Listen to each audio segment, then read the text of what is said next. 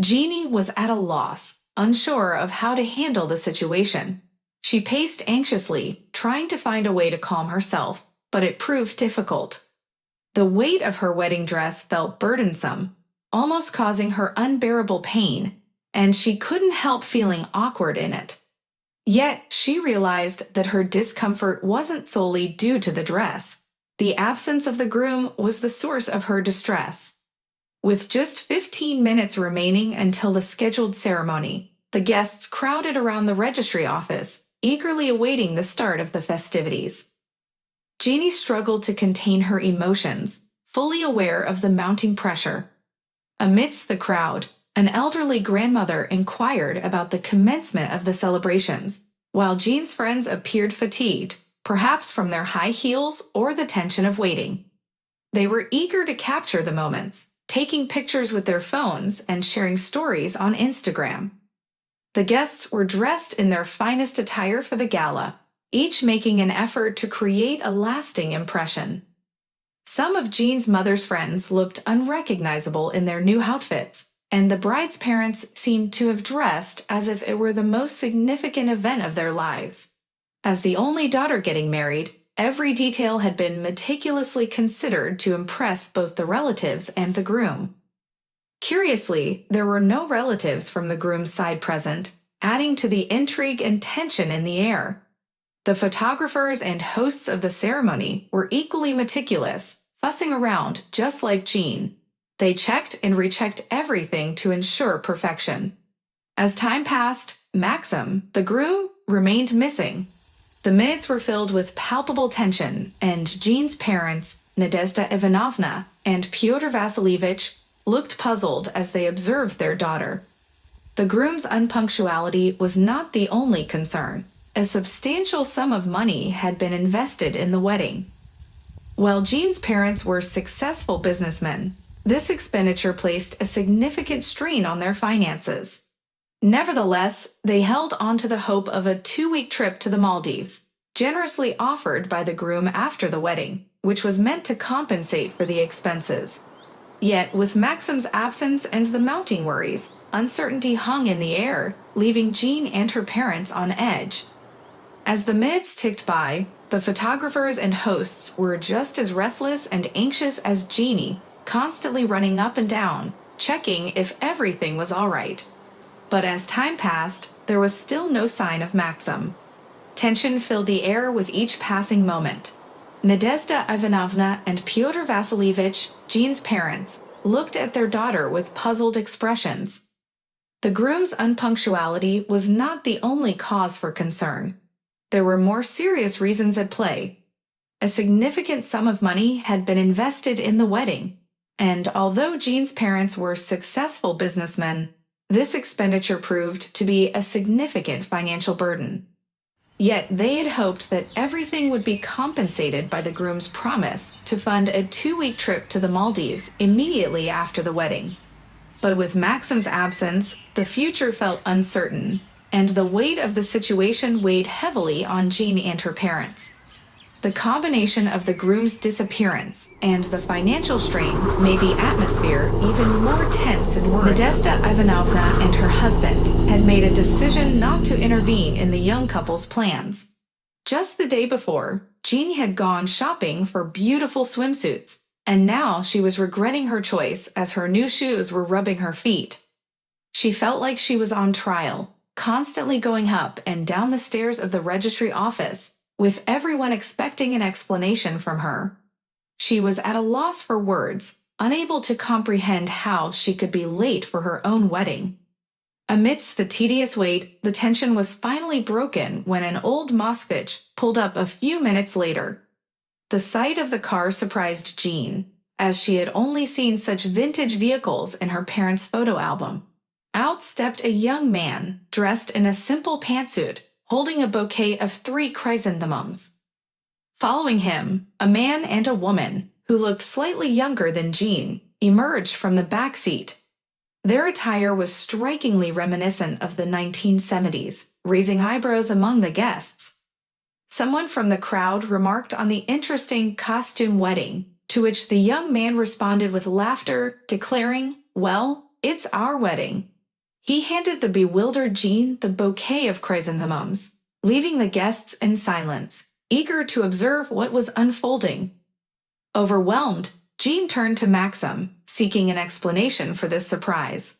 Her corset felt constricting, as if suffocating her with tension and confusion. She awaited an answer, trying to make sense of the unexpected turn of events. "Sweetheart, please calm down. It's not a surprise, unfortunately or fortunately. I need to tell you the truth, as harsh as it may be. I love you deeply, and that's why I couldn't bring myself to reveal everything. My parents are simple laborers, and I work as a cab driver. I may not be rich, but I want to be your loving husband." Jean's face flickered with anger. She replied sharply, "Maxim, how can you joke like this? Is this some hidden camera show, testing whether I'd marry a poor, unfortunate groom?" "No, Jean, please wait." Maxim's voice turned serious. "There are no cameras here. Yesterday, you were telling me how much you loved me. Has your attitude towards me changed overnight?" "Don't be sarcastic," Jean retorted. "What kind of circus are you creating here? You've decided to embarrass me completely. Well done, you've succeeded. I can't believe I didn't see that you're a fraud." Maxim's tone grew even more earnest. "This isn't a circus," he insisted. "Remember when we used to ride on the steamboat? You said you wanted to spend your whole life with me. And at the cafe, I gave you an expensive watch with my hard-earned money. I knew you wouldn't want a modest wedding, so I came up with this idea. But I promise I won't take another ruble from your parents. I'll support us on my salary." Overwhelmed, Jean covered her face with her hands and cried silently. She couldn't have imagined that the happiest day of her life would turn into her worst nightmare. The girl had believed she had found the perfect suave, gentle, and wealthy young man. She painted a brightly colored future, even neglecting her studies at university. Naively, she thought she wouldn't have to chase after opportunities after graduation, something her parents constantly advised her to do. Her future fiancé's financial situation seemed secure. He dressed stylishly, drove an expensive foreign car, and had an apartment about to be built in the city's most prestigious neighborhood. To Jean, it didn't feel like she had won a lottery ticket. It all seemed natural. She didn't come from a poor family and was attractive herself. So why not choose a partner who matched her lifestyle? As Maxim attempted to put his arm around his bride, Jean forcefully pushed him away, expressing her anger. She scolded him for embarrassing her in front of all the relatives on such an important day. She declared that there would be no wedding and walked away, turning her back on the stunned guests. Both sets of parents exchanged silent glances, unsure of what to do next. One of the bride's friends discreetly pulled out a cell phone and recorded the entire scene on camera.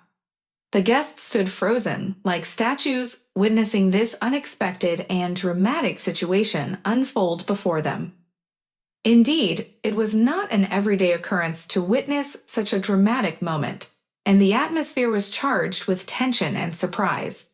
The future of the once promising wedding was now uncertain, leaving everyone bewildered and unsure of what would happen next. Jean's father was the first to snap out of his stupor, calling out to his daughter, urging her to come back, assuring her that everything would be okay. But Jeannie was past the point of concealing her desperate emotions and ran down the sidewalk.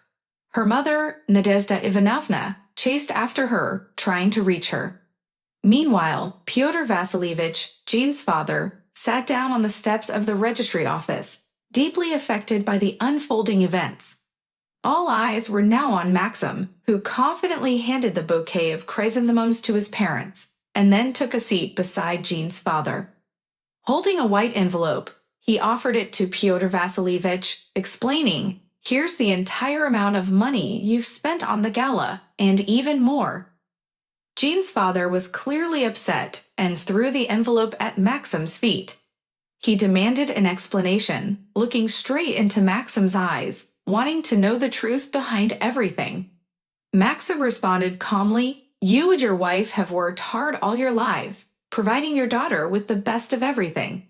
but the one thing you haven't given her is honesty and unselfishness." Frustrated, Jean's father retorted, "What are you talking about? Don't you dare accuse my daughter. You're the one who lied to her with false promises, like the trip you offered." Maxim took a deep breath, realizing the gravity of the situation. "I know I've made mistakes," he admitted. "I wanted to give Jean the life she deserved, but I went about it the wrong way. I'm not wealthy or successful as I led her to believe. I only wanted to impress her and make her happy, but it was a terrible mistake. I apologize for deceiving all of you." Jean's father, still angered by the betrayal, replied, "Apologies won't fix the damage you've done. You need to understand the consequences of your actions. You've hurt our daughter deeply." As the truth unfolded, the atmosphere remained tense, and Jean's future remained uncertain.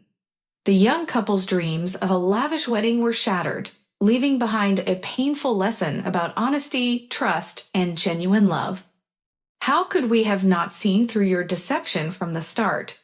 Jana's father stared at Maxim with a mix of anger and disbelief. "No one questions your daughter's integrity," Maxim replied.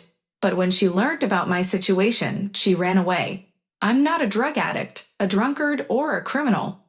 I work hard for an honest living, even if it's not much. It's enough for us to get by. And you know what?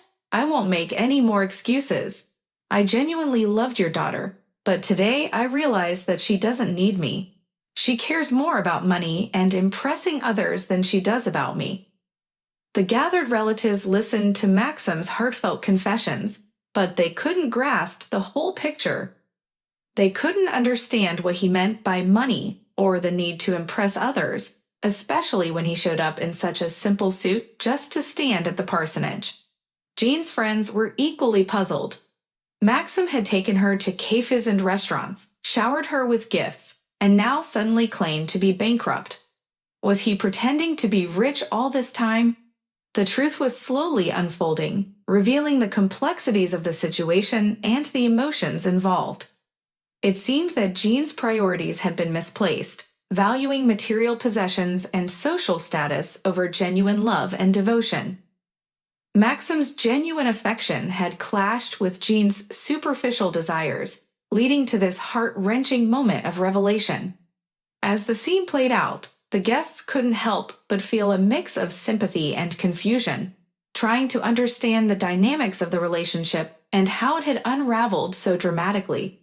The painful truth had come to the surface, leaving everyone pondering the significance of true love and from the square near the registry office. Everyone remained seated, as if waiting for something they couldn't comprehend. Maxim, feeling defeated, finally stood up and began to descend the stairs. But he was blocked by a woman in a vibrant dress, Jana's aunt, who confronted him fiercely. "Where do you think you're going? How dare you disgrace my niece like this? If you truly loved her, you wouldn't have orchestrated such a spectacle. So many guests were invited, and so much effort was put into this wedding." Her voice rose in anger. "Why don't you ask your beloved niece, Jean, why she refused to marry a simple laborer? No profit, no marriage," the aunt continued, her frustration evident. Maxim's nerves were already on edge. How can she be ashamed of wanting a better life? To secure a stable job and have children with maternity leave benefits. It's called being practical and reasonable. She thought you were decent, making good money right after college. But finding such a job without experience is nearly impossible, he defended himself. The conversation grew heated, with both sides passionately arguing their points. The aunt accused Maxim of being selfish, only interested in other people's money, and the idea of the Maldives honeymoon. Maxim wanted to counter her arguments, but he couldn't find the right words. In that tense moment, Maxim's mother, Inessa Vyacheslavoovna, approached the bride's protector and spoke calmly, trying to diffuse the situation. "You must understand that Maxim didn't intend to dishonor his future wife. He fell in love for the first time in his life, and he never wanted any of this to happen. It's not his fault, but Jean's." This assertion startled Jean's aunt, who retorted, What do you mean, it's Jean's fault? What are you trying to say, that your son is perfect while my niece is to blame? The conflict continued, with emotions running high, and both families seemed unwilling to back down. The tense atmosphere lingered, with each side holding firmly to their beliefs and grievances. It was a situation filled with hurt feelings and shattered expectations. A month ago, we saw everyone with another man in a cafe. Inessa Vyacheslavona's words stunned Pyotr Vasilievich and silenced the furious woman. We were sitting with mutual friends, and although Zhana couldn't see us, we overheard her conversation. She was telling that young man how much she loved him, that she was only marrying Maxim for his money. We couldn't keep this from our son. The guests stood stunned, not expecting such a revelation. Even Maxim himself felt uncomfortable hearing these words. He lightly took his mother's elbow, attempting to lead her away, but Inessa Vyacheslavovna refused to leave. She continued, Maxim hasn't spoken to us for a week. We convinced him to marry Zhana, to pretend he was poor, and we had no idea she would act like this and run away from her own wedding. Doesn't that prove she doesn't love our son and is only after our money? Embarrassed and overwhelmed, Maxim tried to lead his mother away from the scene, but the damage had been done. The guests began to leave, and Zhana's father was in disbelief. He couldn't understand how he had raised a daughter capable of such deceit. Ignoring the pleas of his relatives to calm down, Pyotr Vasilievich was lost in his thoughts, unable to comprehend the sudden turn of events. He nearly walked into the roadway, but his family stopped him just in time. Despite everyone's attempts to console him, Pyotr Vasilievich was deeply hurt. He had loved Jean dearly and had looked forward to her happy future, but everything had crumbled overnight. 3 months had passed since the unfortunate wedding, and the Sokolov family had undergone unimaginable changes. The fallout from the cancelled wedding had left wounds that were still raw and unresolved. The family was left grappling with the aftermath, trying to heal the emotional scars. Pyotr Vasilievich's stroke came as a shocking blow to the family, leaving him paralyzed on the left side of his body. Once an active and hardworking father, he now spent most of his time confined to bed. The sudden turn of events left the family reeling, trying to adjust to this new reality. Nadezhda Ivanovna, who used to manage the family store, had to abandon her responsibilities to focus on her husband's health. In her absence, she hastily hired a new manager, but that decision proved disastrous. The new manager vanished with a significant sum of money, leaving a note stating she wouldn't work in such a chaotic environment. The consequences of the manager's disappearance were dire. Sales plummeted, and 2 salespeople were forced to quit due to financial constraints. Only Nadezhda Ivanovna's elderly friend and a young girl, who also worked as the cleaner, managed to hold on despite the workload being overwhelming for just 2 people. While grappling with these challenges, the Sokolov family faced more financial hardships. A shortage was discovered in the store, and with no way to identify the culprit, tensions and suspicions rose among the employees. After his daughter's failed marriage, Pyotr Vasilievich shifted his focus to lending money to others, seemingly trying to demonstrate his generosity and unselfishness. However, this decision had unintended consequences. As soon as people learned that he was in a vulnerable state, they took advantage and borrowed money without any intention of returning it. When Pyotr Vasilievich's life hung in the balance, the debtors vanished, leaving the family in dire straits. The series of unfortunate events seemed relentless, pushing the Sokolovs to the brink of financial ruin and emotional exhaustion. They faced an uphill battle to restore their store's reputation, manage their debts, and, most importantly, support Pyotr Vasilievich on his journey to recovery. The burden was heavy, but they clung to hope, knowing that they had to face these challenges together as a family.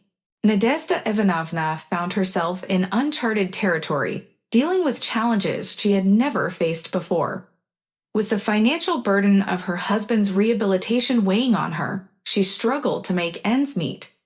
While some relatives offered support, they too had their own concerns to attend to, leaving Nadezhda Ivanovna to shoulder the entire responsibility of caring for Pyotr Vasilievich. Jean, their daughter, seemed disinterested in her parents' affairs.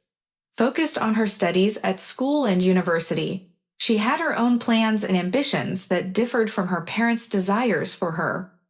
They had hoped she would pursue a prestigious profession far removed from their own line of work. Now, amidst the family's challenges, Jean appeared indifferent and distant, unsure of how to help her parents, or perhaps not even willing to do so. As the family faced financial hardships, Jean's close friends seemed to vanish, no longer drawn to her cheerful and carefree demeanor when she was financially secure. Now, with her struggling financial situation and limited free time, she appeared as a victim, feeling betrayed and humiliated, seemingly struggling with feelings of depression. The circumstances had drastically changed, and the once vibrant and socially active Jeannie seemed to be navigating a difficult and uncertain path. The challenges were taking their toll on the family, each member grappling with their own struggles, and finding a way to reconcile their desires and dreams with the harsh reality of their current situation. Indeed, Jeannie saw herself as a victim, believing she was marrying a wealthy man, only to discover he was not as well off as she had hoped, and then having affairs behind his back. Her actions had caused a scandal, and the video from the wedding had gone viral, spreading throughout the university and beyond. Her classmates had distanced themselves from her, and the repercussions of her choices were far-reaching. However, despite the turmoil her family was facing and the consequences of her actions, Jeannie appeared oblivious to the gravity of the situation.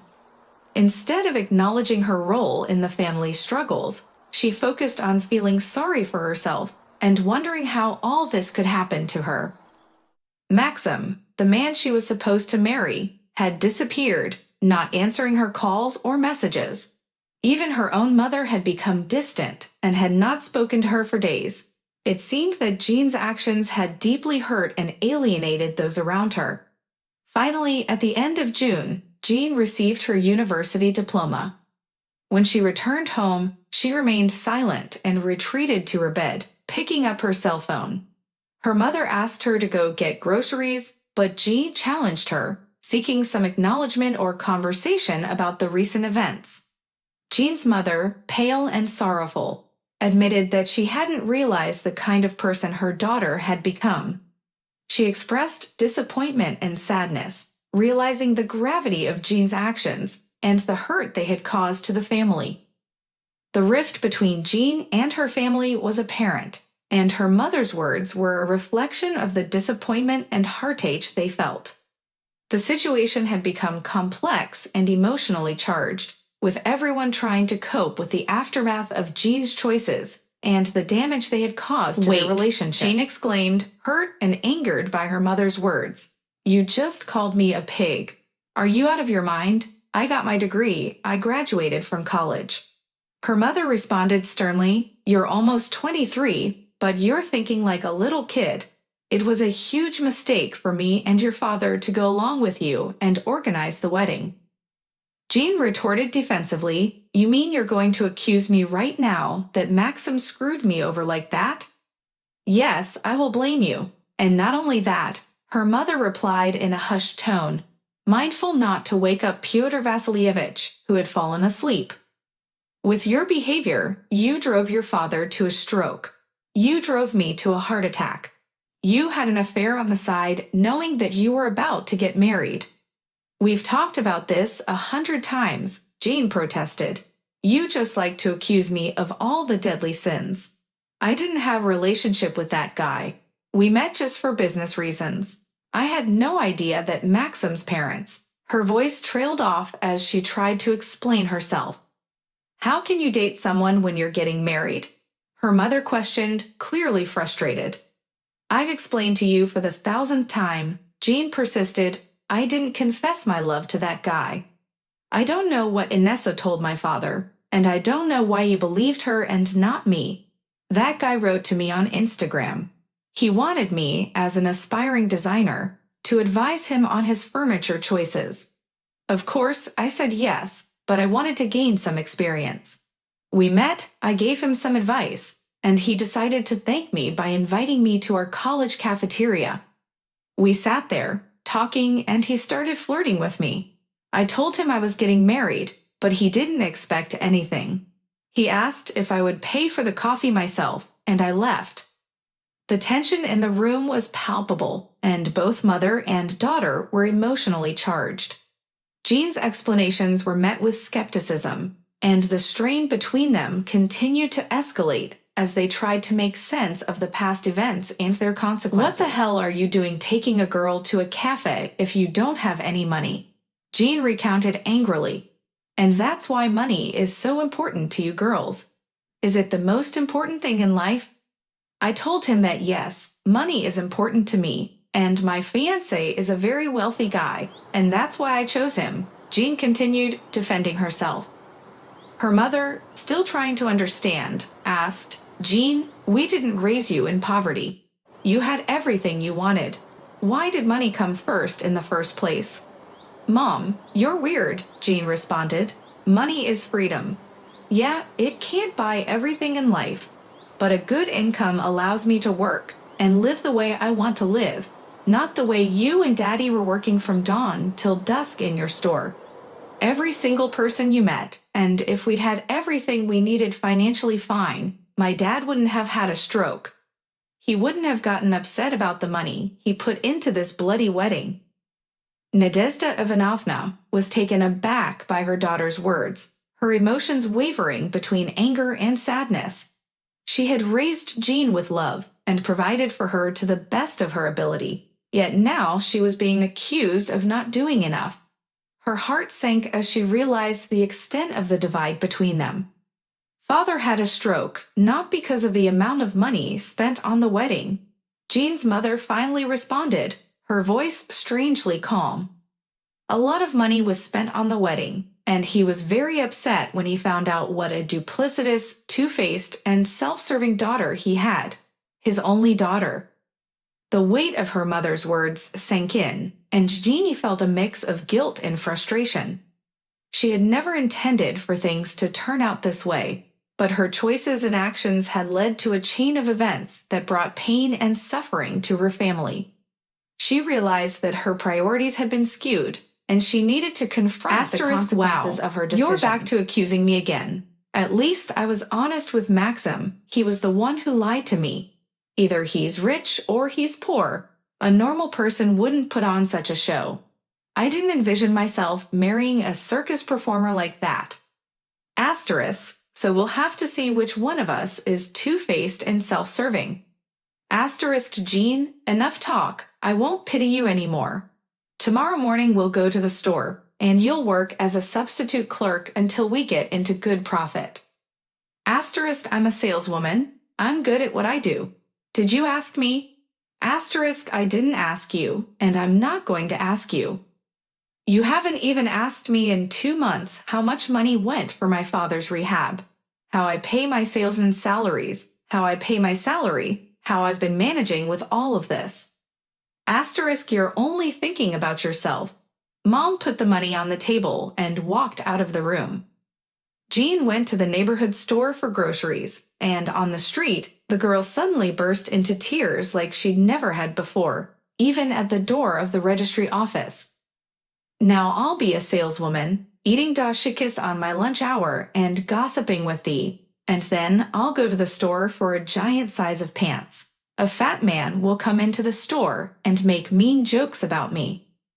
Jean felt like the end of the world in her young and beautiful life had come, and there would be no turning back. Her career as an interior designer would be forgotten forever. Who would take a recent graduate with C's on her diploma for such serious and creative work? Gaining practice would be challenging, and she couldn't work for free, but there were few options, or rather, none at all. Dad was bedridden and just starting to get better, and the money for his treatments was running out. What's going to happen is unknown. Early the next morning, he and Mom were already on the doorstep of their own store. Dad had been left in the care of a relative, Aunt Gallia. The store was located at the intersection of two crowded streets, which actually saved it from closing down. A long time ago, Dad called the store Beautiful People, but the locals, for some reason, so Pyotr Vasilievich renamed it to the simple Your Size, and it turned out to be a good idea. Customers appreciated the quality and assortment of goods. The parents ordered clothes only from trusted manufacturers, but it was challenging at times, especially when a new shopping center was built right next to their store. The shopping center's many departments sold clothes of lower quality, but they were cheaper and in great demand. Nadezhda Ivanovna and Pyotr Vasilievich would sometimes lose heart when a stranger walked in and criticized their prices right from the doorstep, saying, "You're expensive, close up. No one will come to you. There's a market nearby with the same pants at a lower price." But the family decided to make a system of discounts for regular customers and consider other marketing techniques. With a promotion that allowed customers to bring old pants and get a discount on new ones, the owners managed to generate revenue from 36 old pants and cover the building's rent. Jean's parents, who were ordinary engineers and not trade experts, were able to fit into this market niche and stay afloat after losing their jobs at the end of Perestroika. "Hello, Nadia," greeted the hostess her friend, Marinovka, who worked in their store as a saleswoman. "Hi, Marinovka, I've brought you a new employee," Nadezhda Ivanovna said, pointing to Jana. "Yes, it's great. Now there are 3 of us, and we're wearing stripes." "Marinovka, I have only one request for you. Treat Jana not as my daughter, but as an ordinary person who came here to learn everything." Jana turned around to see a friendly young woman, probably a store employee, smiling at her. "Oh no," Jana replied, feeling a bit embarrassed. "I'm just looking around." The girl nodded, still smiling. "That's fine. Take your time and let me know if you need any help or have any questions." "Thank you," Jana said, trying to return the smile, but she felt a wave of sadness washing over her. It wasn't just about choosing clothes. It was about her life's unexpected turn. She had dreamed of being a successful interior designer, creating beautiful spaces, and yet here she was, lost in a men's clothing department. As she continued browsing, Jana's thoughts drifted back to her parents' store. She had never fully understood the weight of their daily interactions with customers, the stress of managing a business, and the constant pressure to meet demands and expectations. She used to see them as just mom and dad, but now she saw them as resilient individuals who face challenges every day. The reality of her situation hit Jana hard. She had thought her life would be different, glamorous, prosperous, and full of creativity. Now she stood in the store, uncertain of her future, and feeling like she had let her parents down. Taking a deep breath, Jana wiped away a tear that had escaped her eye. She knew she couldn't change the past, but she could choose how to move forward. Maybe her parents' store was an opportunity for her to learn valuable life lessons. She might not become a famous interior designer right away, but she could still work towards her dream while supporting her family. With newfound determination, Jana decided to embrace her current situation. She approached the saleswoman who had offered her help earlier and asked, "Do you need any assistance with anything? I'd be happy to help out." The saleswoman looked surprised but pleased. "That would be great. We have a lot of new arrivals that need to be organized and displayed. Follow me and I'll show you what to do." As Jana started working, she realized that being helpful and kind to customers wasn't just about pleasing them. It was about connecting with people, understanding their needs, and making them feel valued. These were skills that she could apply to any profession, including her passion for interior design. With time, Jana began to find a balance between her dreams and her responsibilities. She pursued freelance interior design projects, while also contributing her efforts to the family store. As she became more involved, she gained a newfound appreciation for her parents' hard work and understood the sacrifices they had made for their family. Xana learned that life doesn't always go as planned, but that didn't mean she couldn't make the best of every situation. She discovered that true success wasn't just about achieving fame and fortune. It was about finding happiness and fulfillment in whatever she did. And so, Jana's journey continued, filled with both challenges and triumphs, as she navigated through the complexities of life, work, and family. And as she did, she came to realize that sometimes the unexpected path can lead to the most meaningful and I'm glad you two have met now. Jana, why don't you give it a try and help out in the store for a while? It might be a good experience for you, Nadezhda Ivanovna suggested, her eyes reflecting a glimmer of hope. Xana nodded, feeling a mix of nervousness and excitement. She had never imagined herself as a salesperson, but she was willing to give it a shot. Maybe working in the store would provide some much-needed perspective and teach her valuable skills. As the days passed, Jana found herself getting more comfortable in her new role. She learned the art of engaging customers, offering helpful suggestions, and truly understanding their needs. It surprised her how fulfilling it was to assist people and see them leave the store with smiles on their faces. Olivia and Marina became Jana's supportive guides, patiently teaching her the ropes of the trade. They appreciated her genuine effort to learn and improve, and they could see that Jana was slowly transforming into a dedicated saleswoman.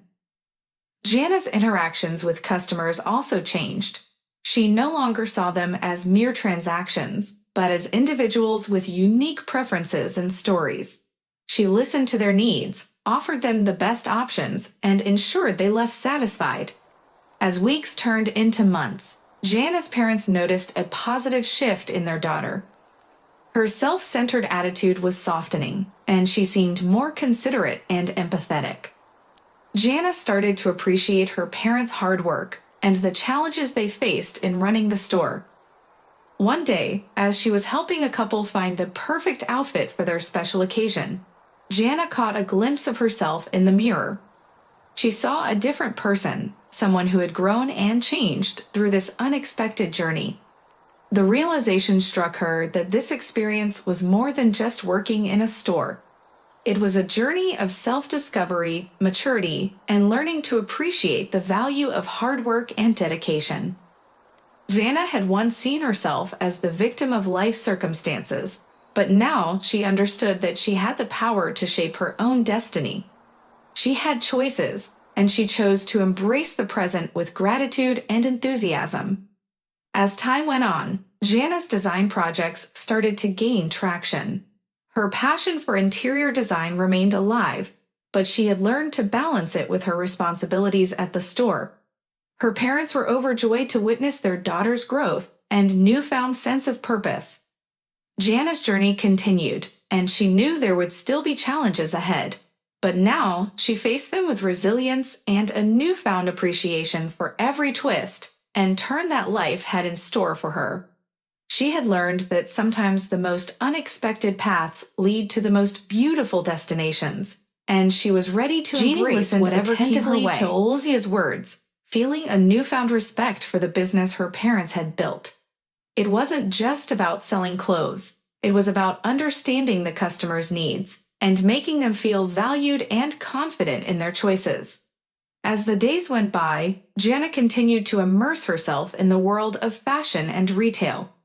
She took notes on popular trends, customer preferences, and the art of providing excellent customer service. Olisa's mentorship was invaluable, and Jeannie was grateful for her patient guidance. Over time, Jean's passion for interior design started to merge with her experience in the store. She began to see the connections between fashion and home decor, realizing that both were about creating spaces that reflected one's personality and style. One day, as Jeannie was rearranging a display of elegant plus-size dresses, she noticed a woman looking lost and uncertain. The woman's eyes scanned the racks, hesitating to approach. Jana could relate to that feeling, as she had felt the same way during her first days at the store. Stepping out from behind the counter, Jean approached the woman with a warm smile. "Can I help you find something specific?" Or do you need assistance with the sizes? She asked kindly. The woman looked relieved and nodded. I'm looking for a dress for a special event, but I'm not sure what would look good on me. Jana understood her uncertainty and reassured her, don't worry. We have plenty of beautiful options that will flatter your figure. Let me show you some of our latest arrivals. As they browsed through the racks together, Jana listened attentively to the woman's preferences and offered suggestions based on her body type. Jean's eye for design and her understanding of color palettes helped her create stylish outfits that made the woman feel confident and elegant. After trying on a few dresses, the woman found the perfect one. She looked at herself in the mirror and smiled, her eyes shining with satisfaction. I never thought I could find something so beautiful and flattering. Thank you so much, she said gratefully. As the woman left the store, Jeannie felt a sense of fulfillment and happiness. It was a small moment, but it reminded her of the impact she could have on people's lives by helping them feel good about themselves. Over time, Jean's perspective on her parents' business shifted. She now saw it as a place of connection, where people's dreams and desires could be fulfilled. She recognized the importance of creating a welcoming and inclusive environment, where everyone felt valued and respected. As Jeannie continued her work in the store, she also found time to pursue her passion for interior design. She started taking on small projects for friends and family, slowly building her portfolio. With her newfound understanding of people's needs and desires, she approached her design projects with a fresh perspective, creating spaces that truly reflected her clients' personalities and lifestyles. Jean's journey had come full circle. She had transformed from a self-centered and entitled young woman to a compassionate and talented individual. Her experience in the store had taught her valuable life lessons, and she was grateful for every twist and turn that had led her to this point. As she continued to grow and evolve, Jeannie looked forward to embracing whatever challenges and opportunities life had in store for her. And with her newfound appreciation for the beauty of both fashion and design, she was ready to make her mark on the world in her own unique way. Jean confessed to Olzia with newfound sincerity. She appreciated the opportunity to learn and grow in the store, and she realized that being a saleswoman wasn't just about selling clothes. It was about understanding people and making them feel valued. As the days passed, Jean's passion for fashion and design flourished. She eagerly absorbed Olzia's advice and expertise, becoming more confident in her interactions with customers. Every day brought new challenges and opportunities, and Jean embraced them all with enthusiasm. She also found joy in helping customers find the perfect outfit that flattered their bodies and reflected their personalities. Guiding them through the vast selection of clothes, Jeannie saw the transformation in their faces when they found something they loved. Seeing their satisfaction and confidence made her work even more fulfilling. Beyond her sales responsibilities, Jean also played a key role in improving the store's visual merchandising. Drawing on her design knowledge, she suggested creative displays and arrangements that attracted more customers. Her eye for aesthetics and attention to detail became an asset to the store. In the evenings, after her shifts at the store, Jean devoted time to her interior design projects. Word of mouth had spread, and she began receiving more inquiries for her services. Her love for both fashion and design grew in parallel, and she realized they complemented each other perfectly. One day, as Jeannie was arranging a display of scarves and accessories, a familiar face entered the store. It was Maxim, her ex-fiancé. She hadn't seen him since the wedding fiasco, and a mix of emotions rushed through her. "Jean," Maxim said softly, approaching her. "I heard you were working here. I wanted to talk." Jean took a deep breath, trying to remain composed. "Sure, what do you want to talk about?" "I regret what happened," Maxim admitted. "I should have trusted you and believed in your love for me. I was blinded by my own insecurities and fears." Jean listened to him, feeling a sense of closure. She realized that while the past had been painful, it had also led her to a new path, one that she now cherished. Maxim, we can't change the past, she replied gently. But we can learn from it and move forward. I found my passion here, and I'm happy with the person I've become. Maxim nodded, understanding. I'm glad you found happiness. I wish you all the best. As Maxim left the store, Jean felt a sense of relief. She knew she had made the right choice in focusing on her own growth and following her passions. Months passed, and Jean's reputation as a talented interior designer continued to grow. She built a portfolio of successful projects and gained a loyal clientele. Her parents' store also thrived, thanks in part to her creative contributions and exceptional customer service. Looking back, Jeannie was grateful for the unexpected turn her life had taken. She had discovered her true passion and found fulfillment in helping others express their unique style, both in fashion and in their homes. As she moved forward, she knew that every experience, even the most challenging ones, had shaped her into the strong and compassionate person she was today. Olizia noticed the transformation in Jean and admired her dedication and hard work. During lunch breaks, they often talked about the store and its future. Olizia shared her insights into customer behavior and market trends, while Jean absorbed every piece of advice like a sponge. One day, as they were sipping coffee during their lunch break, Olizia said, "You know, Jean, you've really become a driving force for this store. Your ideas and efforts are making a difference." Jean blushed slightly, feeling a surge of pride and responsibility. "Thank you, Olizia. I never thought I'd be so involved in the store, but I've grown to care about it deeply. I want to see it thrive again." "I can tell," Olizia replied with a smile. "You're doing a great job with the social media pages. People are noticing, and we're getting more customers through those posts." Encouraged by Olizia's praise, Jean became even more committed. She started researching marketing strategies, attending workshops, and learning from successful entrepreneurs online. She implemented loyalty programs, organized exclusive sales events, and even collaborated with local influencers to promote the store. As Jean took on more responsibilities, she realized the importance of teamwork and delegation. She empowered her colleagues, recognizing their strengths and giving them more autonomy in their roles. This fostered a positive work environment where everyone felt valued and motivated. Outside of work, Jean continued to grow as an interior designer.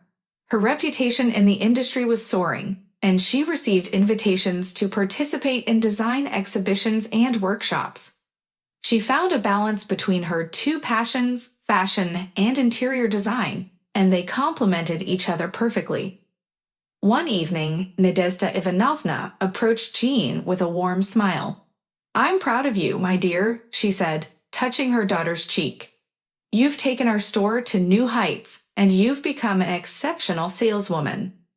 "Thank you, Mom," Jean replied, feeling tears welling up in her eyes. "But I couldn't have done it without your support and the wisdom I gained from Olizia and Marina Igorovna." "You worked hard for this," her mother said softly.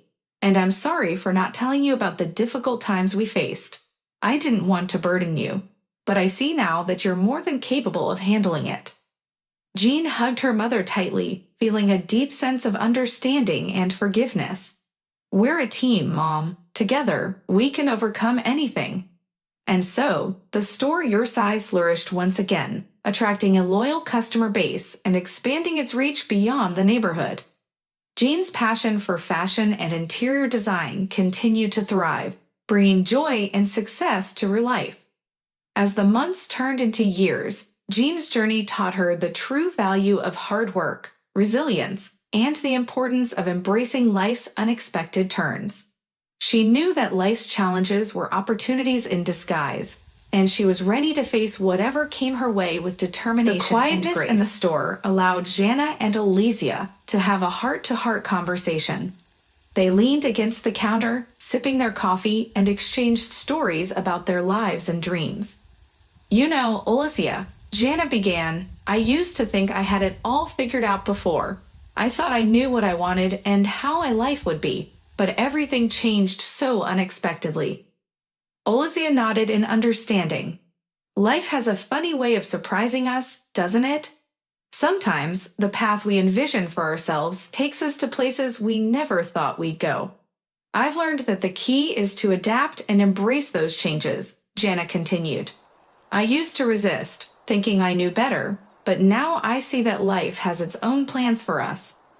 You've grown a lot since you started working here, Alicia said, smiling warmly. I've seen how dedicated and passionate you are, not just about the store, but about everything you do. It's inspiring. Jana blushed with gratitude. Thank you, Olivia. It's been a journey of self-discovery. I used to be so self-centered, but now I understand the value of teamwork and compassion. That's what life does to us, Alicia replied. It shapes us, molds us, and helps us grow. It's like those clothes we sell here. They may not fit perfectly at first, but with some adjustments, they become a perfect fit. You're right, Jana said thoughtfully. I thought my life had to be perfect, just like those pictures on social media. But now I realize that real life is full of imperfections, and that's okay. As long as you keep moving forward, learning from your experiences, and staying true to yourself, Alicia added, you'll find happiness and success in your own way. The rest of the day went by smoothly, with customers coming and going. Jana assisted them with newfound enthusiasm, truly understanding the importance of providing excellent service and making people feel valued. As the day came to a close, Nadezhda Ivanovna walked into the store with a smile. She noticed the positive energy and camaraderie between her daughter and Alicia, and felt a deep sense of pride. Seeing Jana's growth and maturity made her heart swell with joy. That night, after they closed the store, the three women sat down together. I want you both to know how much I appreciate your hard work and dedication, Nadezhda Ivanovna said, looking at Jana and Alicia. You've both brought new life to the store and to our family. Jana and Alicia exchanged glances, feeling a strong bond of friendship and mutual respect. They knew that they were not just coworkers but a team, working together to overcome challenges and create a thriving business. The days turned into weeks and the weeks into months. The store your size continued to flourish, becoming a beloved destination for customers seeking fashionable clothing in all sizes. The Sokolov family's bond grew stronger with each passing day as they faced life's ups and downs together. Jana's journey had taught her that life was not about having it all figured out, but about embracing the unknown and finding joy in the present moment. She had found her true calling in both fashion and interior design, and her passion for both continued to blossom. In the end, Jana realized that her life was no longer about seeking perfection or comparing herself to others. Instead, it was about embracing imperfections, learning from experiences, and cherishing the meaningful connections she had formed. As she looked back on her transformation, Jana knew that the challenges she had faced had led her to this beautiful place of self-discovery and growth.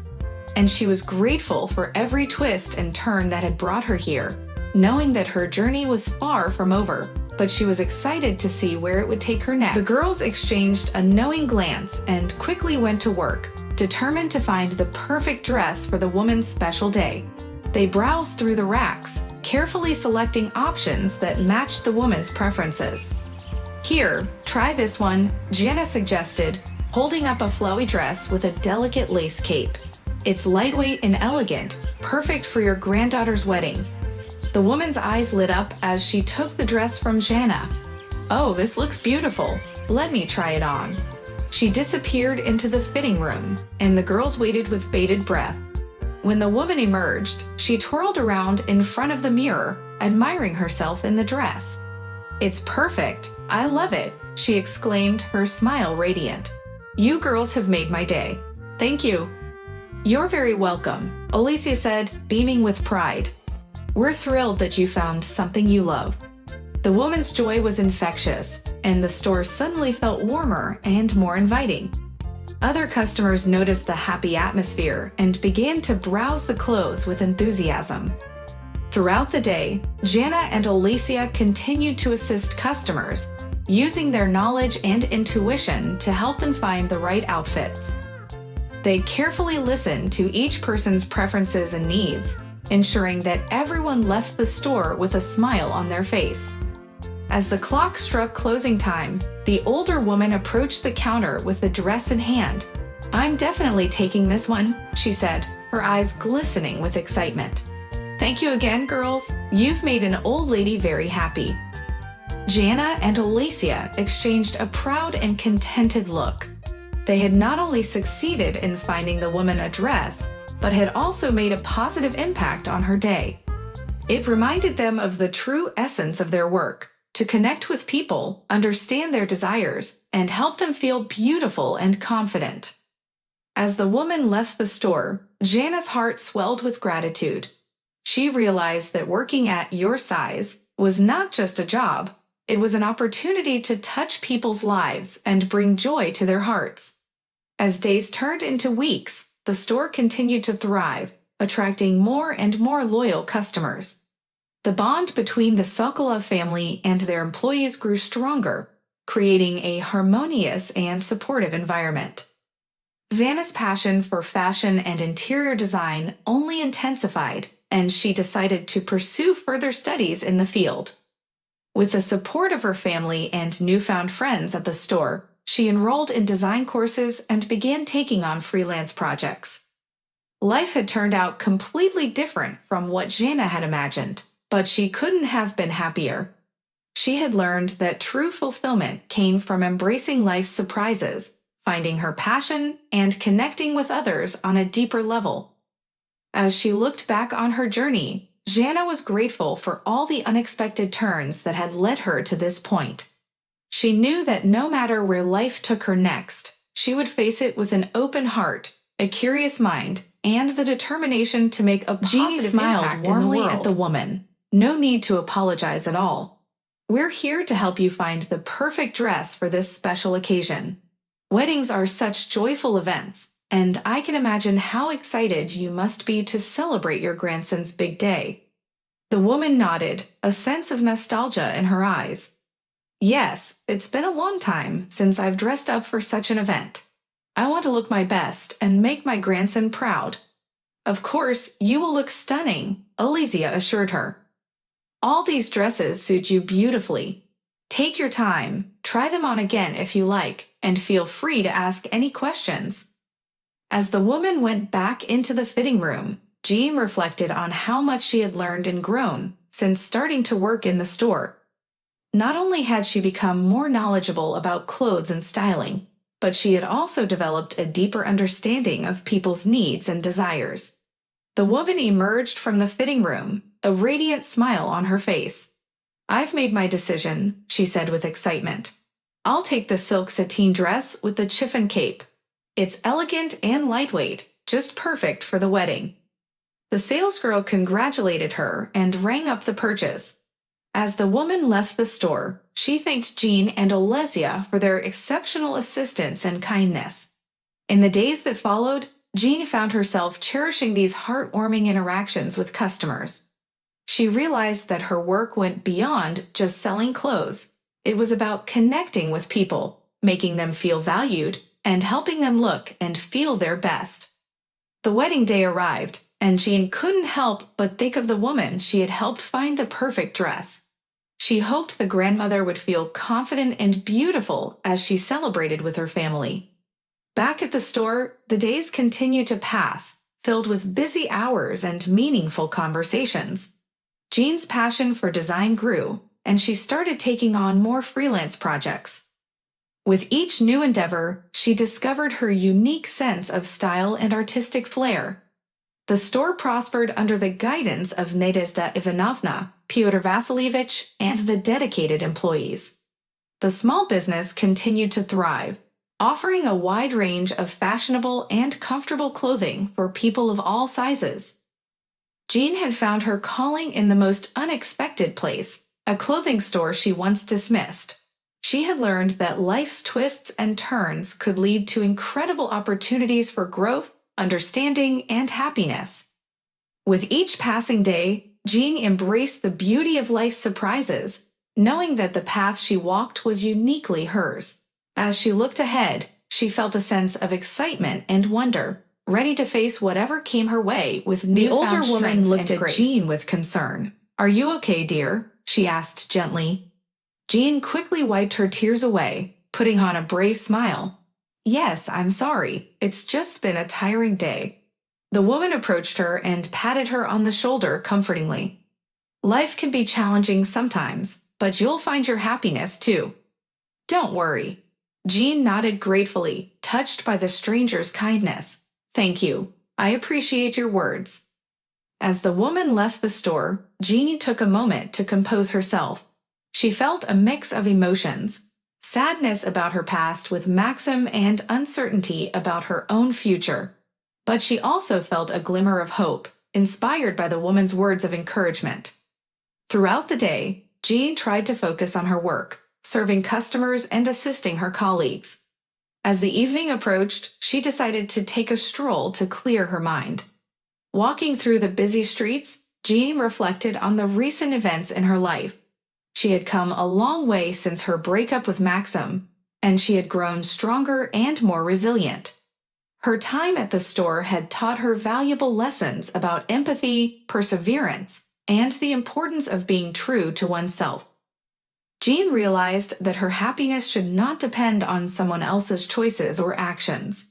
She had the power to shape her own life and find fulfillment in her passions and dreams. With newfound determination, she decided to pursue her career as an interior designer with even more dedication. She would take on more freelance projects and continue learning and honing her skills. She also made a promise to herself to embrace life's surprises and not be afraid of change. Months passed, and Jean's interior design business flourished.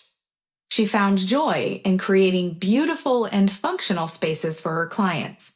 Her social media presence grew, and she became known for her unique sense of style and artistic vision. As she focused on her career, Jean also rekindled her love for art and fashion. She started attending art exhibitions, fashion shows, and networking events, where she met like-minded creatives who inspired and supported her. One day, while working on a design project for a luxurious wedding venue, Jean unexpectedly ran into Maxim. Their eyes met, and for a moment, time stood still. To her surprise, Maxim approached her with a warm smile. "Jean, I've heard great things about your work. Your designs are incredible." Jean smiled back, feeling a sense of closure. "Thank you, Maxim. I've been keeping busy and focused on my passion." Maxim nodded. "I'm happy to hear that. You deserve all the success." As they exchanged a few more polite words, Jean realized that she had indeed moved on from their past relationship. She no longer felt the pain and heartache that once consumed her. After parting ways with Maxim, Jean knew that she had found her happiness in pursuing her dreams and embracing the unexpected twists of life. She had come to understand that true happiness came from within, and that she was the master of her own destiny. With a contented smile, Jean walked away, excited for the future and all the possibilities it held. She knew that life's journey was full of surprises, but now she was ready to face them with a heart full of courage and a spirit ready to soar. "I'm dumbfounded" is an understatement. "I had no idea about your family's struggles," Klavdia Yakovlevna said, her voice filled with empathy. Jean nodded, wiping away her tears. "It's been a challenging time for all of us.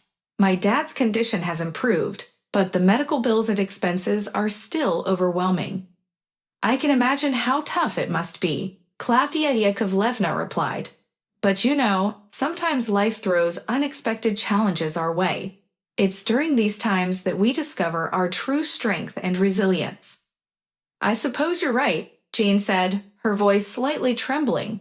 "But it's just hard to see the silver lining when everything feels like it's falling apart." Klavdia Yakovlevna gave her a reassuring pat on the back. It's okay to feel overwhelmed and lost. Life isn't always smooth sailing. But remember, you have the power to turn things around. Don't underestimate your capabilities.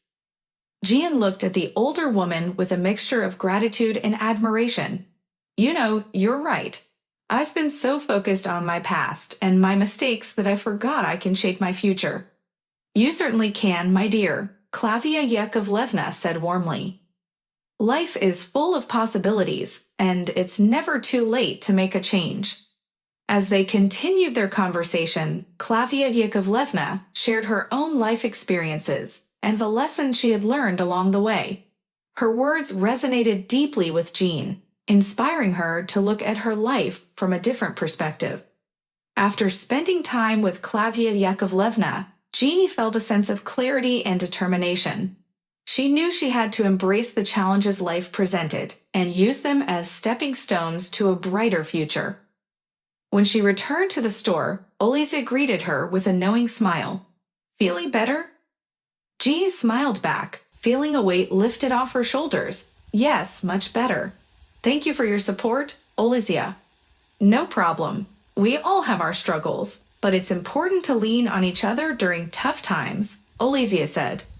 From that day on, Jean approached her work with renewed enthusiasm and determination. She continued to excel in her role at the store while also devoting time to her interior design passion. As she worked hard and pursued her dreams, she knew that she was not defined by her past or her relationship with Maxim. She was a strong, capable, and resilient woman, ready to face whatever challenges came her way. Months later, as she stood in front of the mirror on her own wedding day, Jean felt a sense of contentment she had never experienced before. She was marrying a kind and loving man who appreciated her for who she was. The wedding was a joyous occasion, filled with laughter, love, and the warmth of family and friends. As Jean danced with her father, she couldn't help but feel grateful for the journey that had led her to this moment. In the midst of the celebration, she caught sight of Maxim in the crowd. He smiled at her warmly, and she returned the gesture. Their paths had diverged, and they had both found their own happiness. As the night went on, Jean knew that her life had taken a beautiful turn.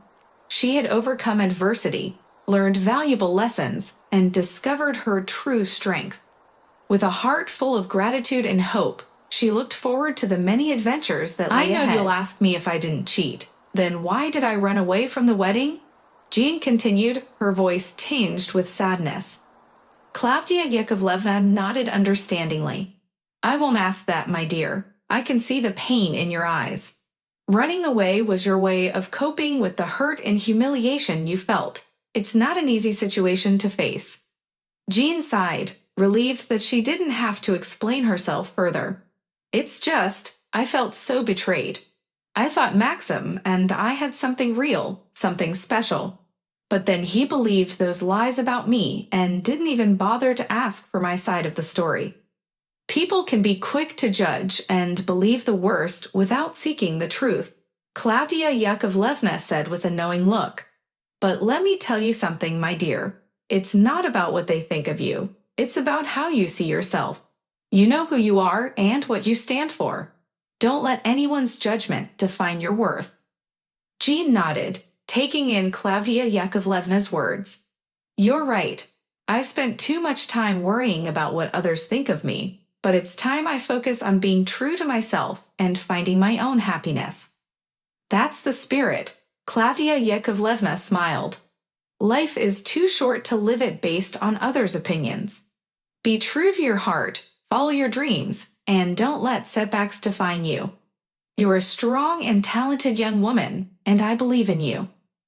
As they continued their conversation, Jeannie felt a newfound sense of empowerment.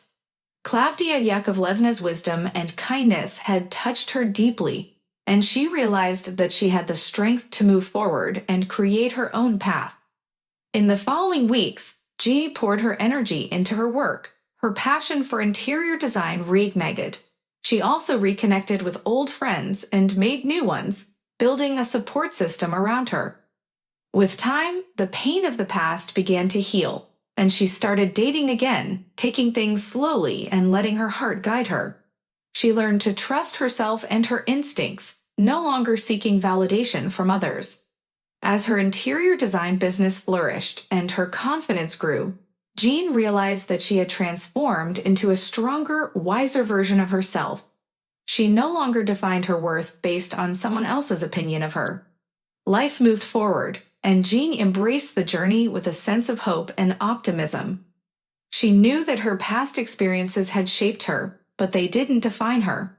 She was the author of her own story, and she was determined to make it a beautiful one. Klavdia Yakovlevna paused, looking into Jean's eyes with a mix of compassion and understanding.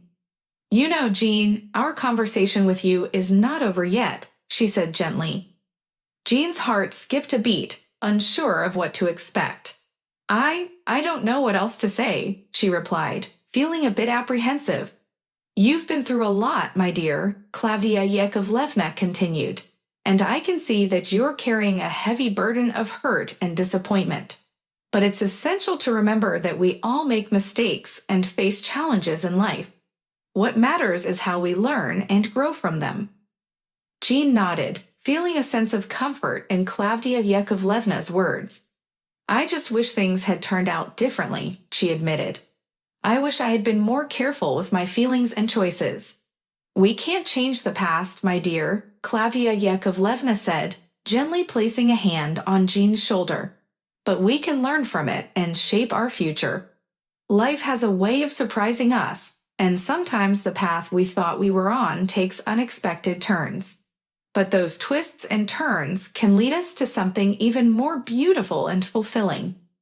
Jean looked up, her eyes brimming with tears. "I want to believe that," she said softly. "You're still young, Jean, and you have so much ahead of you," Klavdia Yakovlevna encouraged. "Embrace the journey, keep learning, and don't be too hard on yourself. It's okay to make mistakes. It's part of being human. What matters is that you grow and evolve into the best version of yourself." As Jeannie wiped away her tears, she felt a renewed sense of hope. Klavdia Yakovlevna's words resonated deeply within her, reminding her that she had the power to shape her life, regardless of past mistakes. In the weeks that followed, Jean continued to work hard at the store, and she also enrolled in interior design classes, determined to pursue her passion professionally. She learned to cherish her independence and strive for personal growth. With time, the pain of her past started to subside, and she found herself opening up to the possibility of new friendships and even the chance of finding love again someday. Through it all, Klavdia Yakovlevna remained a source of wisdom and support. She became a cherished confidant, someone Jean could turn to for guidance and encouragement. Life moved forward, and Jean embraced each day with a newfound sense of purpose and self-assurance. She knew that she couldn't change the past, but she could shape her future, and that gave her the strength to face whatever challenges lay ahead. In Jean's response, but he persisted in trying to have a conversation with her. "I understand that you might not want to talk about it, but I wanted to apologize for not making it to your wedding," he said earnestly. "I know it must have hurt you, and I truly regret not being there for you." Jean looked at him, still unsure of what to make of the situation. "It was a long time ago, and it's water under the bridge now," she replied, trying to maintain her composure. Vitaly nodded, acknowledging her response. "I know it's been a while, but I've always felt guilty about it. Max and I have been friends for a long time, and I should have been there for such an important event in his life," he admitted. "It's okay," Jean said with a faint smile. "Life moves on, and we all make mistakes." "I suppose you're right," Vitaly agreed. "But I hope you know that Max deeply cares about you. He's been through a lot of changes lately, and he's trying to move forward." Jean's heart wavered for a moment, but she quickly composed herself. "That's his life, and I have mine," she replied, trying not to let her emotions show. "I understand," Vitaly said softly. "But I thought it might be good for you two to talk, to find closure, or at least clear the air between you." Jean looked at him, surprised by his suggestion. "Why are you doing this?" she asked, her curiosity piqued. Vitaly sighed, a hint of regret in his eyes. Because I care about Max, and I know he cares about you. I hate seeing him torn between his past and his future. Maybe talking to each other can help both of you find some peace. Jean considered his words for a moment. I'll think about it, she said finally, not making any promises. That's all I ask, Vitaly replied with a small smile. Just consider it. As he walked away, Jean found herself feeling a mix of emotions. She hadn't expected to have this encounter, and she certainly hadn't anticipated feeling anything for Maxim after all this time. But his presence in her thoughts was undeniable, and she knew that she couldn't ignore it forever. Whether or not she chose to talk to him, she understood that she needed to find her own closure and move on with her life. In the days that followed, Jean thought long and hard about Vitaly's words. Eventually, she decided that talking to Maxim might be the right thing to do. She owed it to herself to face her past and find a way to let go of the hurt and resentment. With newfound determination, Jean reached out to Maxim, and they agreed to meet and talk. The meeting was emotional, with tears shed and long overdue conversations had. They both realized that they had grown and changed since their breakup, and they were able to part on amicable terms, finally finding the closure they needed. From that day on, Jean felt a weight lifted off her shoulders. She embraced her new life, working hard at the store, pursuing her passion for interior design, and cherishing the meaningful connections she made with people. Time continued to heal old wounds, and Jean learned to treasure the lessons from her past, while embracing the possibilities of her future. Life was full of surprises, and she was ready to embrace every twist and turn it had in store for her. Vitaly looked earnestly into Jean's eyes, wanting her to understand the truth. Jean, I know you're hurt, and I can't blame you for feeling that way. But believe me, Max didn't intend to make a joke out of your wedding. It was a terrible misunderstanding, and he deeply regrets it, he explained. Jean's heart wavered as she listened to Vitaly's words, but she tried to remain steadfast. Even if that's true, it doesn't change the fact that he hurt me deeply. I can't just forget about everything and run back to him, she replied, trying to hold back her emotions. I understand, Vitaly said gently. But I also know that deep down, you still care for him. I've seen it in your eyes, in the way you talk about him. You two have a history together, and that doesn't just disappear. Jean sighed, feeling torn. You're right, we do have a history. But things have changed, and I don't know if we can go back to how things were, she admitted. Vitaly nodded in understanding. I get it, and I'm not asking you to go back to the way things were. But I do think that you owe it to yourself and to Max to have an honest conversation. Maybe there's a chance for closure, for understanding, or even for a new beginning. Gina looked away, wrestling with her feelings. She couldn't deny that a part of her still cared for Max, but she was also afraid of getting hurt again. I don't know if I can do that, she said softly.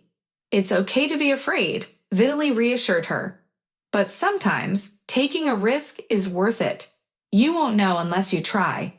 Jean considered his words, feeling a mix of uncertainty and hope. Maybe she had been holding on to her pain for too long, and maybe it was time to face it and let go. I'll think about it, she said finally, grateful for Vitaly's honesty and concern. Take all the time you need, Vitaly said, giving her a warm smile.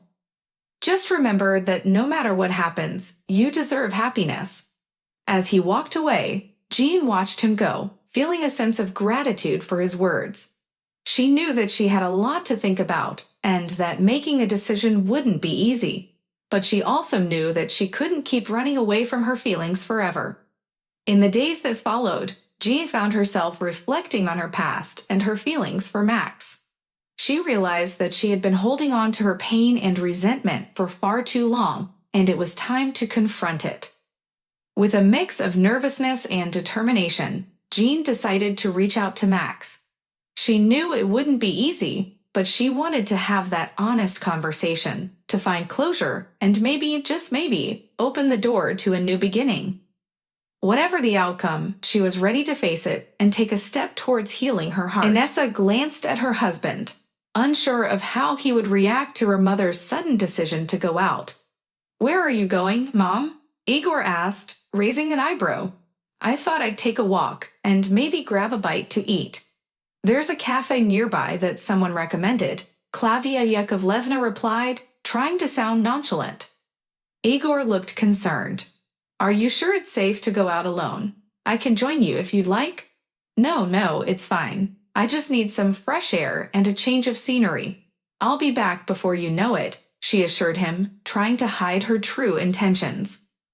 Inessa sensed that something was amiss and decided to step in. "Mom, you know that cafe is not a good idea. It's a bit rowdy, and the food isn't that great. Let's stay in tonight, and I'll prepare a nice dinner for all of us."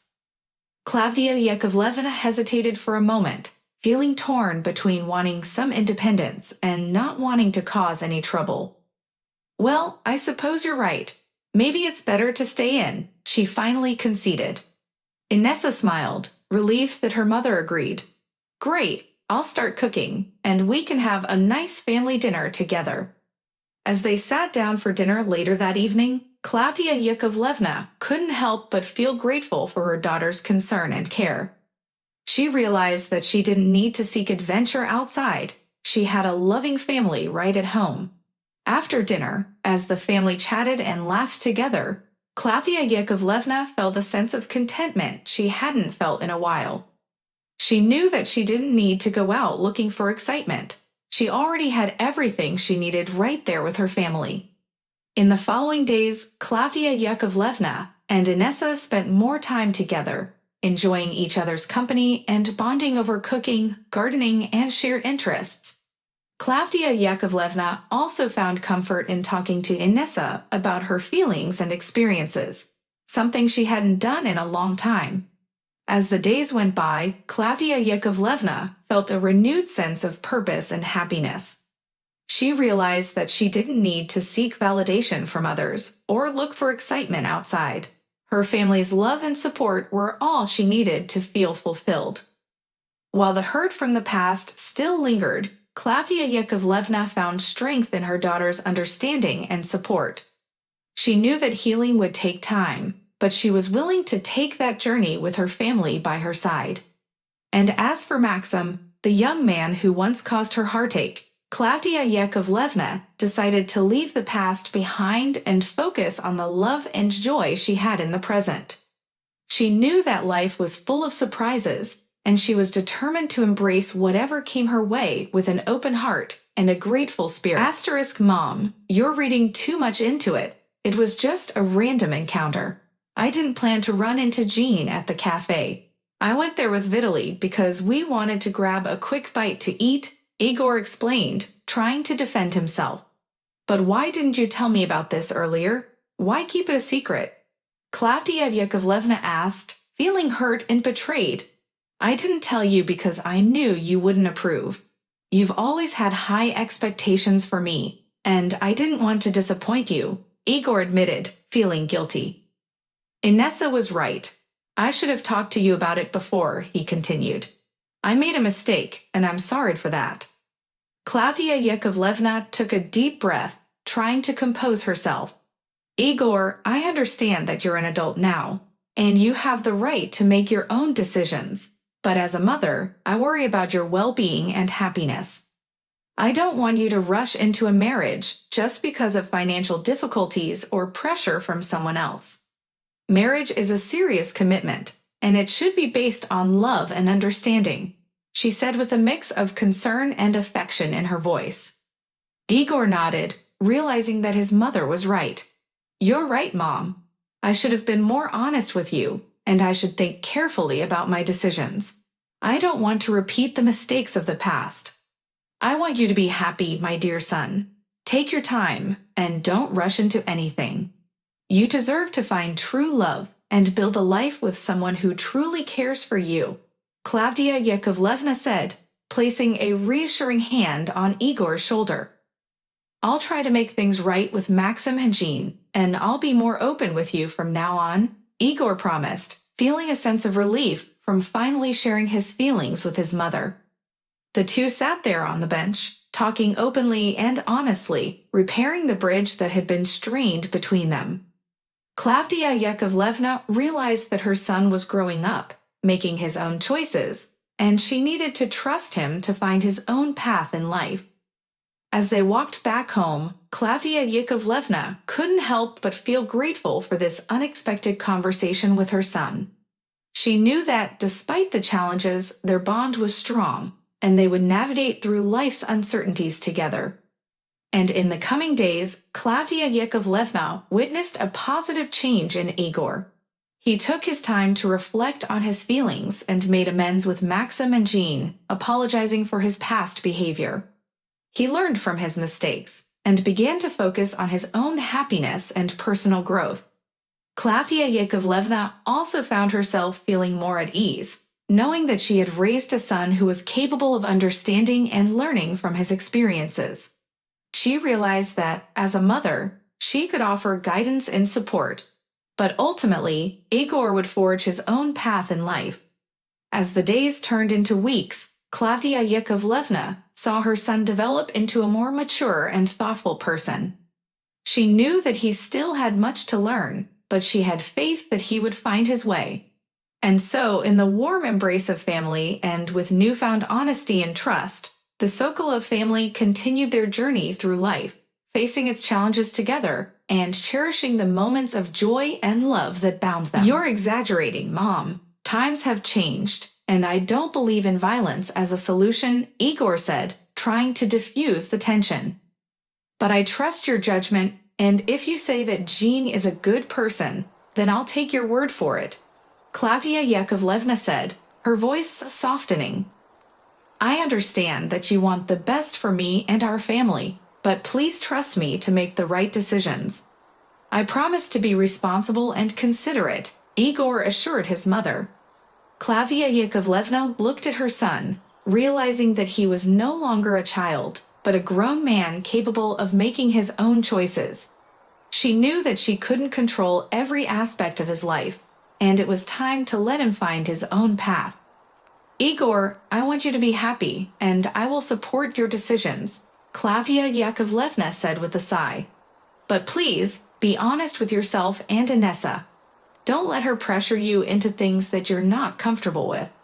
"I will, Mom. I'll talk to Inessa and explain our financial situation honestly. If she truly loves me, she'll understand and support our decisions," Igor replied, feeling relieved that his mother was willing to trust him. In the following days, Igor had a heartfelt conversation with Inessa. He explained their financial struggles and his desire for a simpler wedding. Surprisingly, Inessa understood and agreed to scale down the wedding plans. Meanwhile, Jean and Maxim reconnected after their encounter at the cafe. They talked openly about their past misunderstandings and realized that they still had feelings for each other. Slowly, they started rebuilding their relationship. As the wedding day approached, the Sokolov family focused on supporting one another. They let go of the unnecessary pressure and allowed the love between them to guide their decisions. On the wedding day, Maxim and Jeannie tied the knot in a beautiful and modest ceremony. The atmosphere was filled with genuine happiness and love. Klavdia Yakovlevna was moved to tears, seeing her son starting a new chapter with a woman he truly cared for. As the Sokolovs celebrated the joyous occasion, they knew that life might still throw challenges their way, but they were ready to face them together. Their bond as a family grew stronger, and they found comfort in knowing that honesty, trust, and love were the foundation of their relationships. And so the Sokolov family embraced the future with optimism and hope, cherishing the lessons they had learned and cherishing the love that united them. They knew that, no matter what life brought their way, they would face it as a family, supporting and caring for one another. Klavdia Yakovlevna had a heart-to-heart conversation with Jean, urging her to consider meeting with Maxim once more. She felt that Jean deserved to hear the truth from him directly, and that maybe they could clear up the misunderstandings between them. Jean hesitated but eventually agreed to give it a chance. A few days later, Maxim and Jean met at a quiet cafe. Nervousness and uncertainty filled the air as they looked at each other for the first time since the incident. Maxim started the conversation, apologizing for his past actions and admitting that he was immature and foolish back then. Jean listened intently, realizing that he was genuinely remorseful. Maxim explained how his fears of financial instability led him to make terrible decisions. He acknowledged that he had hurt Jean deeply and that he couldn't blame her for her reaction. Jean shared her side of the story, explaining the pressure she felt from her family and society's expectations. She told him about her father's illness and how everything became overwhelming. Maxim listened carefully, realizing that they were both victims of their circumstances. As they talked openly, the walls between them began to crumble. They discovered that they still cared deeply for each other, and their feelings were still genuine. Despite the mistakes of the past, they found solace in knowing that they could rebuild their relationship based on honesty and trust. With tears in her eyes, Jean asked Maxim if he was willing to start anew. Maxim didn't hesitate and expressed his desire to be with her, no matter what challenges lay ahead. They both agreed to take it slow and work on rebuilding their bond one step at a time. Over the following weeks, Maxim and Jeannie spent time together, getting to know each other all over again. They laughed, cried, and supported each other through ups and downs. The love they once had blossomed again, stronger than ever before. Inessa, witnessing this turn of events, felt a pang of regret for her actions. She realized that true love couldn't be forced or manipulated. She decided to step back and give Maxim the space to make his own choices. As the wedding day approached, Maxim and Jeannie stood together, hand in hand, ready to face the world as a united front. They had overcome obstacles, learned from their mistakes, and found love and understanding in each other's arms. The wedding ceremony was a beautiful celebration of love, surrounded by their families and friends. Klavdia Yakovlevna, with tears of joy, watched her son marry the woman he truly loved. She also had a heartwarming conversation with Jean's parents, and they all shared a newfound respect for each other. Maxim and Jean's love story became an inspiration to those around them. They proved that when love is nurtured with honesty, forgiveness, and trust, it can overcome any adversity. Their journey was a testament to the power of second chances and the beauty of love that endures. Jeannie was feeling nervous as she arrived at the cafe. She couldn't believe she was about to meet Maxim again after all that had happened. Klavdia Yakovlevna assured her that this meeting was crucial and that it might affect not only Maxim's future, but also her own. Although skeptical about the whole idea, Jean agreed to give it a chance. An hour passed, and Jeannie finally called Klavdia Yakovlevna to let her know that she had arranged a meeting with Maxim. Klavdia Yakovlevna gathered Igor, Inessa, and Maxim in the living room to discuss the upcoming wedding and celebrate her 45 years of working in the internal affairs. The next day, they all met at the Café Caravel, where they sat at a cozy table and enjoyed delicious food. Maxim seemed a bit distant and troubled, but Klavdia Yakovlevna's cheerful spirit lightened the mood. She talked about her work and shared some funny stories from her long career. As the conversation flowed, Jean and Maxim couldn't help but steal glances at each other. Memories of their past together resurfaced, and they felt a mix of emotions. Klavdia Yakovlevna sensed the tension between them and discreetly excused herself from the table, leaving the young couple alone. Maxim took a deep breath and finally broke the silence. He apologized to Jean, acknowledging that he had made a mistake in the past. He confessed that he had acted out of fear and insecurity, and he deeply regretted hurting her. Gina listened attentively, tears welling up in her eyes. She shared her own feelings and how much pain she had experienced because of his actions. However, she also admitted that she missed him and couldn't completely forget the love they once shared. The sincerity in their voices brought a wave of relief. They both realized that they had grown and learned from their mistakes. Jean understood that people make errors and that she had also acted out of pressure and fear. Maxim, in turn, understood that money and status weren't as important as true love and happiness. As they continued to talk, their hearts began to mend. The bitterness of the past slowly dissolved, making way for forgiveness and understanding. They realized that they still had strong feelings for each other, and that maybe, just maybe, they could find a way back to each other. When Klavdia Yakovlevna returned to the table, she noticed the change in their demeanor. The tension had eased, and they were laughing together like old friends. She couldn't help but smile, knowing that her plan had worked. The rest of the day passed in a blur of laughter, heartfelt conversations, and newfound hope. Maxim and Jean decided to take things slow and start anew, allowing time to heal their wounds and rebuild their trust. In the following weeks, their relationship flourished. They went on dates, shared their dreams and aspirations, and rekindled their love. The wedding planning took a backseat as they focused on rediscovering each other. As the day of Klavdia Yakovlevna's 45th anniversary celebration approached, the Yeremayev family gathered once more at the Café Caravel. This time, the atmosphere was even more joyous and filled with anticipation. Maxim proposed a toast to his grandmother, thanking her for her wisdom and guiding them back to each other.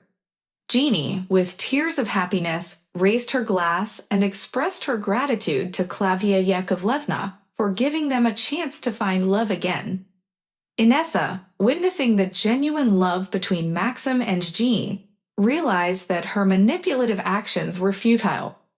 She decided to let go of her schemes and focus on her own happiness, understanding that love couldn't be forced or controlled. The Yeremayev wedding did happen eventually, but this time it was different. It was a celebration of two souls who had found their way back to each other through forgiveness and understanding. Klavdia Yakovlevna's 45th anniversary became a symbol of love and hope, showing that even after many years, love can find a way to heal old wounds and create a beautiful Klavdia new Yakovlevna beginning. Continued to share stories and anecdotes at the table. The ambience in the cafe remained warm and inviting. The nautical decorations set a relaxed tone, allowing everyone to enjoy the conversation. When Inessa, under the influence of alcohol, asked about the source of Klavdia Yakovlevna's cafe funds, the elderly woman responded with composure and pride. She explained that her pension and savings, along with some assistance from her son, had allowed her to establish the cafe. Klavdia Yakovlevna's financial stability surprised Inessa, who had assumed otherwise. As the discussion veered towards Maxim's doubts about the upcoming wedding, the young man couldn't believe how his grandmother had perceived his feelings accurately. He had only shared those doubts with a close friend, yet Klavdia Yakovlevna seemed to know everything. Igor, Klavdia Yakovlevna's son and Inessa's husband, was taken aback by his mother's candidness. He had never expected her to address the sensitive topic in front of the entire family. Inessa, on the other hand, grew increasingly agitated, preparing for a verbal confrontation. However, Klavdia Yakovlevna remained composed and understanding. She reassured Maxim that she knew the pressure he was under and emphasized her belief in his decency as a person. She recognized that sometimes people were coerced into making decisions against their true desires. As the conversation continued, Klavdia Yakovlevna expressed her disapproval of Inessa's materialistic tendencies. She humorously mentioned the extravagant fur coats as an example, showcasing her deep understanding of her daughter-in-law's character. Inessa was taken aback by Klavdia Yakovlevna's straightforwardness and realized that she couldn't hide behind pretenses in front of her. Her agitation subsided, and a moment of clarity washed over her. After the emotional discussion, the atmosphere at the table lightened. Laughter and warmth filled the air as they reminisced about old times and cherished family memories. Klavdia Yakovlevna's wisdom and genuine love for her family brought them all closer together. As the evening drew to a close, they bid farewell, promising to gather again soon. The Café Caravel had witnessed a transformative moment for the Jeremiah family, and they knew that their bond had become even stronger. In the following weeks, Maxim took time to reflect on his feelings, knowing that he had the support of his grandmother, who understood him like no one else. He realized that he couldn't marry someone he didn't love, and he resolved to be true to himself. Jean was pleasantly surprised when Maxim reached out to her. Their reunion was filled with honesty, forgiveness, and a newfound appreciation for each other. Their love rekindled, and they decided to give their relationship a second chance. Klavdia Yakovlevna's 45th anniversary celebration became a milestone in the Jeremiah family's journey, emphasizing the importance of honesty, love, and understanding. Thanks to her wisdom and compassion, the family learned to navigate their challenges together and found joy in their shared experiences. How dare you talk to me like that? Inessa stood up, throwing a crumpled napkin on the table. I dare you to shut up and sit down, responded Jean, who had unexpectedly emerged from the neighboring nautical cubbyhole with an unknown guy by her side.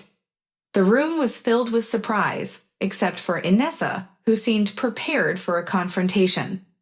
Klavdia Yakovlevna, staving tall like a mighty sailing ship, addressed Inessa, asking her to explain how she arranged the meeting between the young man and Jean, as well as the visit to the youth cafe with Igor.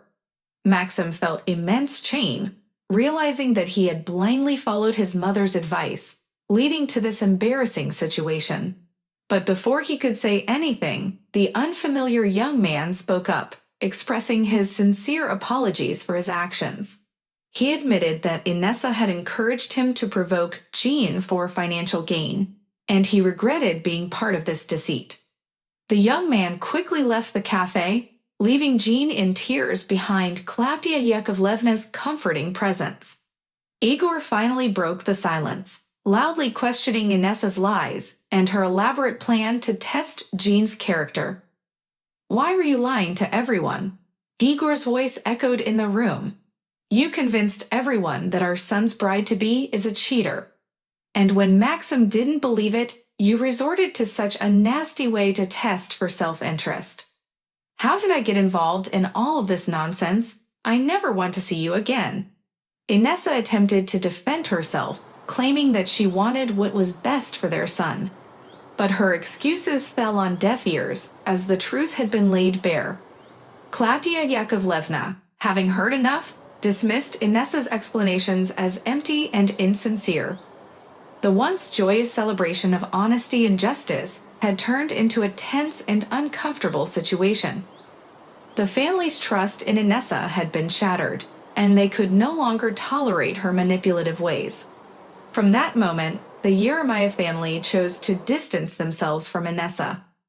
They realized the importance of honesty, compassion, and genuine love in their relationships. The experience taught them valuable lessons about trust, integrity, and standing up for what is right. As time passed, Jean and Maxim rekindled their love, strengthened by their shared experiences and newfound clarity. Klavdia Yakovlevna's wisdom and guidance helped them navigate the complexities of relationships, ultimately leading them to a joyful and meaningful union. The Café Caravel became a symbol of family unity and the triumph of truth over deceit. The family learned to appreciate each other and cherish their bonds, ensuring that they would face whatever challenges came their way with unwavering honesty and love. Inessa's loud wails drew the attention of the cafe's customers, causing them to turn around and stare at the commotion in the corner. The administrator was on alert, ready to intervene if needed. Listen, Jean, Maxim exclaimed, startled by the sudden turn of events. Don't fight over me. I'm not worthy of such a sacrifice. I'm sorry, Maxim. I didn't appreciate you, Jean replied, tears streaming down her cheeks. I just didn't expect that at my own wedding there would be such a lousy test. She wiped her tears and decided to leave the cafe. Maxim immediately jumped up from the table and ran after her. I'm sorry, Jana, he pleaded, for believing my father and buying into your mother's words like a fool. Let's talk. Outside the cafe, They had a heartfelt conversation, expressing their feelings and clarifying misunderstandings. Igor and Inessa remained at the table, both silent and contemplative. Klavdia Yakovlevna wanted to share her professional intuition, but decided against it, sensing that this was a moment for the family to work things out themselves. I should have bought an airplane ticket and left right away, Klavdia Yakovlevna began, breaking the silence. But Kamchatka is far from me, and I have no one there. Please bear with me for a couple more weeks.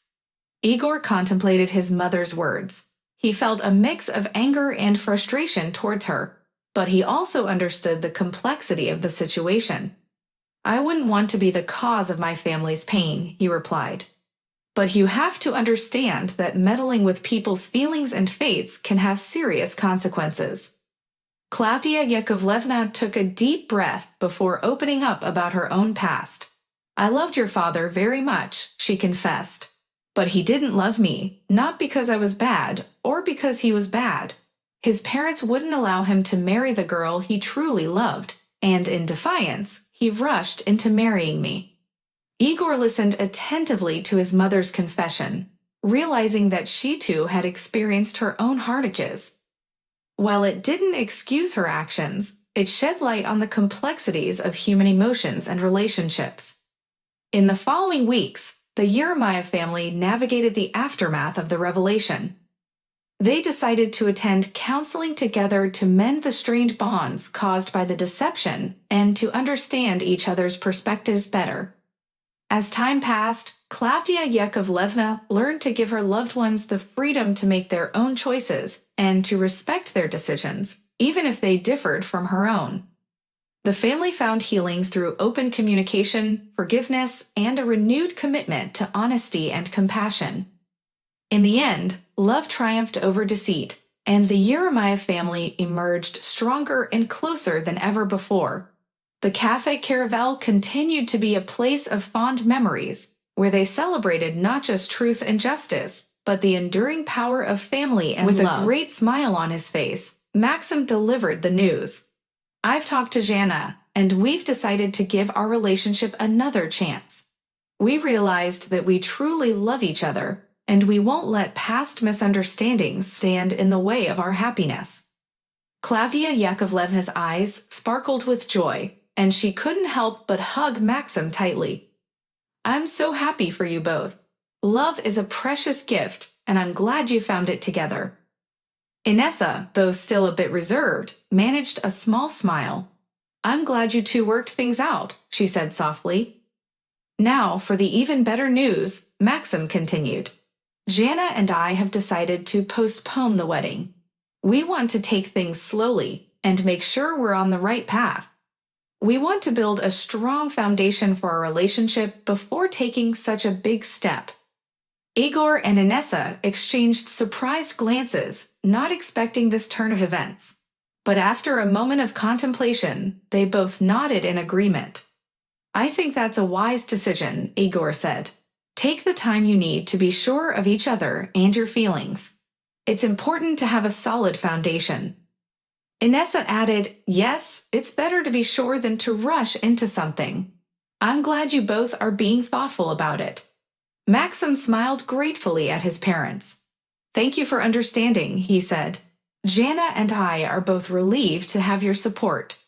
The atmosphere at the table lightened, and the family enjoyed the rest of their time at the cafe. They laughed, shared stories, and cherished the moment of togetherness. In the following weeks, Jana and Maxim took things slowly, building a strong and genuine connection. They attended counseling together, learning to communicate openly and honestly with each other. As time went on, their love blossomed, and they finally decided they were ready to take the next step. The Yeremiah family joyously celebrated their wedding day, a day filled with genuine happiness and love. Through honesty, forgiveness, and understanding, the Yeremiah family found healing and a deeper bond. They learned that love and family are worth fighting for, and that sometimes it's the challenges that bring them closer together.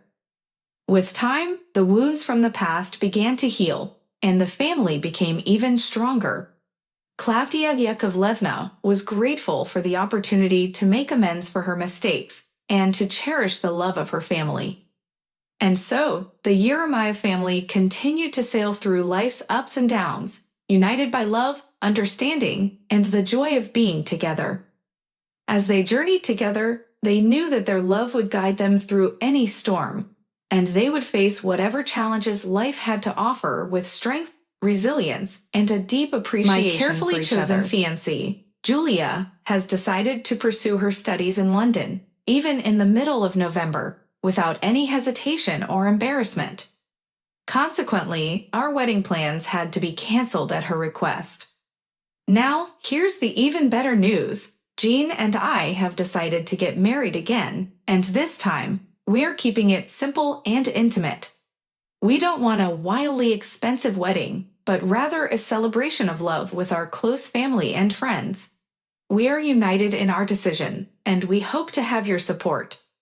Igor, Inessa, and Grandma Klava enthusiastically raised both hands in agreement and couldn't help but laugh joyously. It was a moment of complete understanding and love in their household, and they embraced the idea of a second wedding wholeheartedly. With this newfound unity, the Yeremiah family looked forward to celebrating the love between Jean and Maxim in a meaningful and heartfelt ceremony. They realized that love, trust, and the bonds of family were far more important than extravagant displays, and they were ready to embark on this new chapter with renewed joy and togetherness. Thank you for subscribing and liking.